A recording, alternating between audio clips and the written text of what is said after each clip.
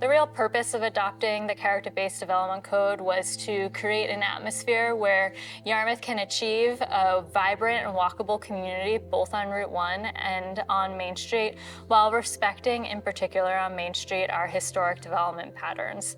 It also is intended to bring additional housing options and mixed use to our community to enhance the existing vibrant Main Street and our Route 1. Yarmouth has seen some successes from the implementation of the character-based development code, including the project at 350 Route 1, which is known as Yarmouth Commons, that took a very small and undeveloped site and transformed it into a mixed-use development of 3 commercial spaces and 18 apartments.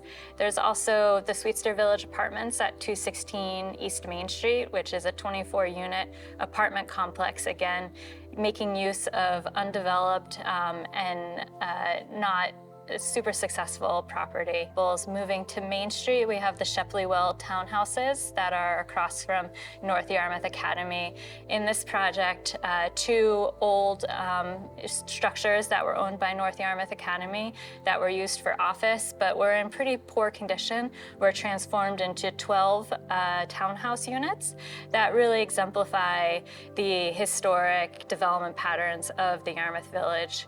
Beyond that, we also have 298 Main Street and Railroad Square, which should be getting underway this year, which is extremely exciting after some delays.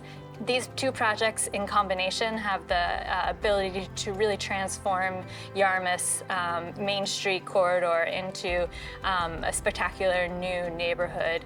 And then the last project that I'll mention is not a housing project, but rather a commercial project, which couples the expansion of 317 Community Music Center into a world-class facility while maintaining the existing historic structure that we have today on our Main Street. There was some pushback about the projects being too big or too close to the street, things like that.